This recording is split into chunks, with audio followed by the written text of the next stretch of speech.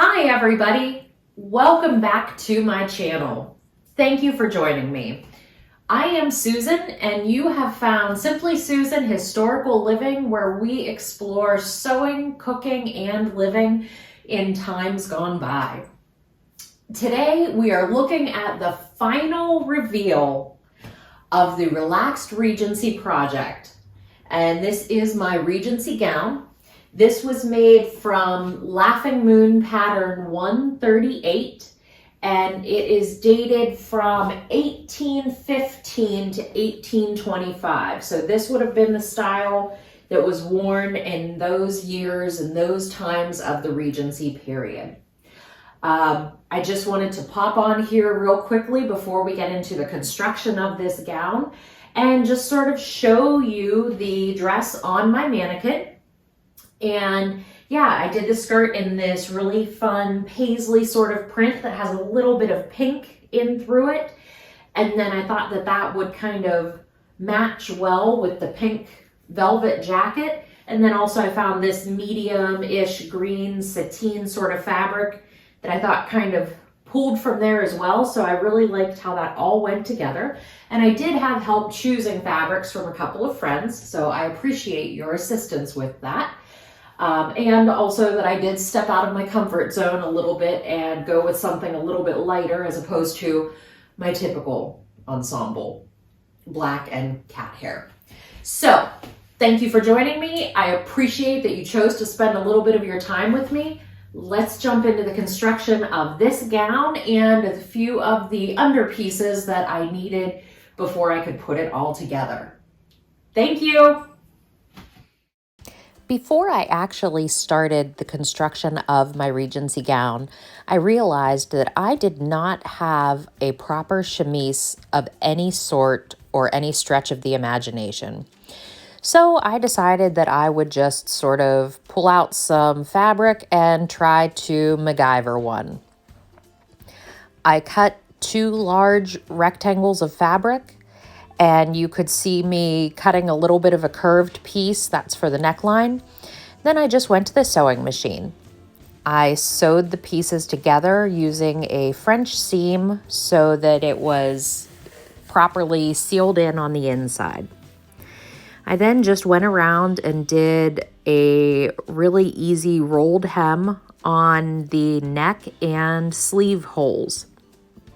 You'll see me try it on a few times to just sort of see how things are going. But overall, I'm really pleased with how this came together in just, an hour or two, and is an important piece to have for any outfit.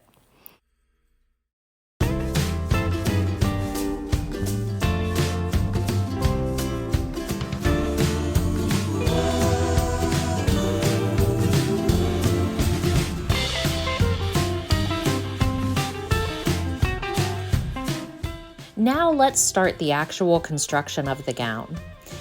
The proper style of construction here is to flatline the pieces. In flatlining, you take the lining fabric and the fashion fabric, and basically you just put them on top of each other and treat them like one piece of fabric. My intention was to just do a zigzag around the sides of the fabric. And what I actually decided to do was zigzag them together as my flatlining step. This is probably not historically accurate and probably not great technique, but I wanted to give it a try. It actually worked out better than I had thought it would. Once I was done flatlining the pieces and zigzagging the edges to make sure that they weren't too likely to fray, I went ahead and started constructing the rest of the gown. I just put the pieces together like it was indicated on the pattern.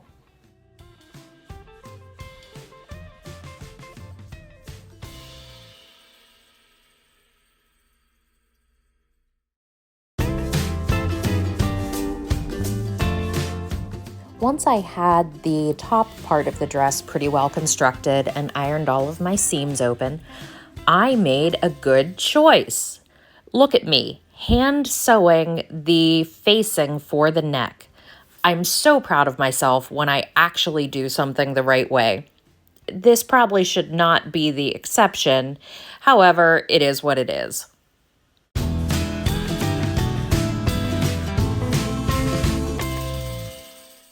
Then it was time to construct the sleeves. I mean, okay, seriously, is there anything worse than dealing with putting sleeves on a garment? I am not sure that there is. Anyway, these sleeves had some gathering around the top and bottom. So I'm running gathering stitches and then pulling it to see if I could get it lined up just right with just the right amount of little floofy part where it was supposed to be. It's a pain, but in the end, it did turn out really nicely.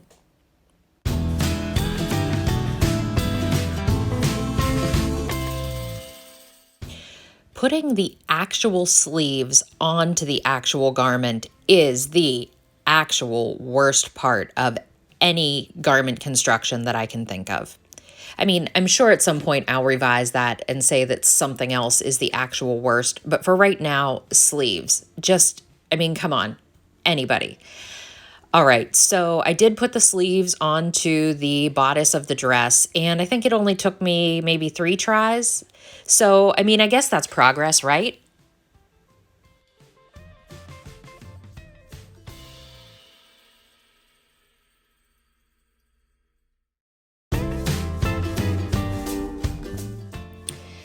After the completion of the pink velvet Spencer jacket and the myriad of buttonhole issues that I experienced with it, I solemnly swore off ever doing buttonholes again in my entire life, which lasted probably about 2 days.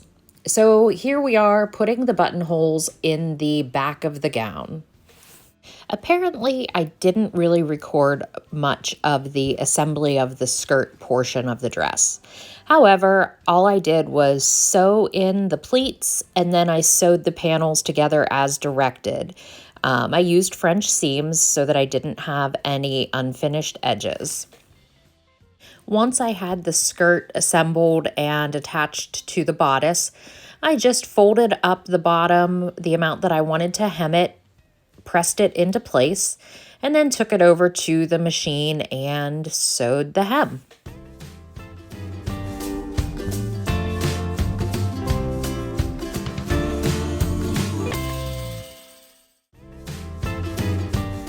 So now it's time to finally get dressed.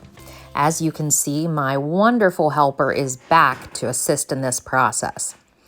These are the stays that I made in an earlier video. Please check that out if you want to watch the making of this garment that he's helping me put on.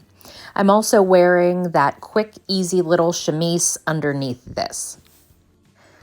As you can see, there are a lot of eyelets on this garment, on these stays, and so it is taking a little bit of help to lace into it, but he is not lacing me that there's much waist reduction. It's just snug, supportive, lifts what it's supposed to, and smooths out anything that we need to have smoothed out a little bit.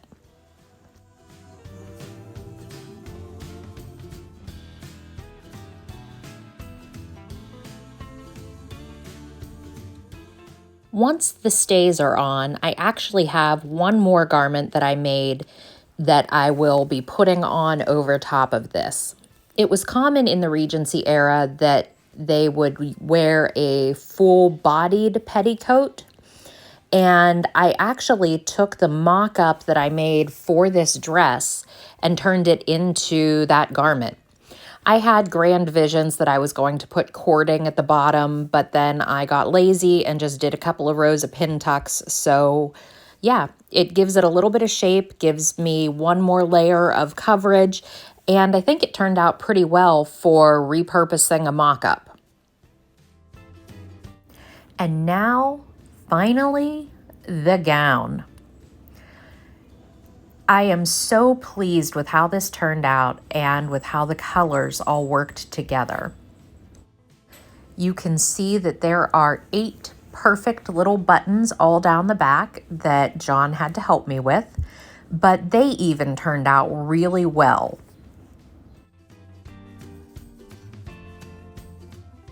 I made the belt out of this darker green. Again, I was really pleased with how the colors all pulled together. So, there you have it. There is my Regency gown that was made from Laughing Moon pattern 138 and is about from the years 1815 to 1825. And now let's add that cute little pink velvet Spencer style jacket that I made from the McCalls M7493 pattern.